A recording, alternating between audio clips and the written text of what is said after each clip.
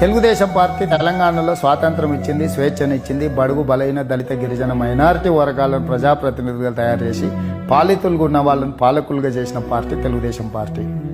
Police Patel నుంచి పటేల్ పట్వారి వ్యవస్థను రద్దు చేసి ఇక్కడ ప్రజలకు ఒక స్వేచ్ఛనిచ్చిండ్రు. ఇక్కడ ప్రజలకు అన్ని రకాల అభివృద్ధికి అవకాశం కల్పించిండ్రు. చంద్రబాబు నాయుడు గారు హైటెక్ సిటీ కావచ్చు, ఔటర్ రింగ్ రోడ్ కావచ్చు, అంతర్జాతీయ ఎయిర్పోర్ట్ కావచ్చు, ఐటీ కంపెనీలు కావచ్చు, ఈరోజు తెలంగాణ రాష్ట్రానికి వస్తున్న ఆదాయాన్ని అత్యధికంగా తెలంగాణకు ఆదాయం రావడానికి అవసరమైన ఏర్పాట్లు చేసింది కూడా చంద్రబాబు నాయుడు గారే.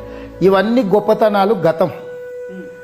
రాష్ట్ర విభజన సందర్భంగా వచ్చిన ఒక భావోద్వేగం, తెలుగుదేశం పార్టీ పట్ల నమ్మకమున్నా, ఇష్టమున్నా, చంద్రబాబు నాయుడు గారి పట్ల గౌరవం ఉన్నా కూడా ఇక్కడ స్థానిక పరిస్థితుల వల్ల కాంగ్రెస్ పార్టీలోకి రావడం జరిగింది. కానీ నేను వచ్చేటప్పుడు పార్టీని కానీ, నాయకుడిని కానీ, వచ్చిన తర్వాత కానీ ఎక్కడ కూడా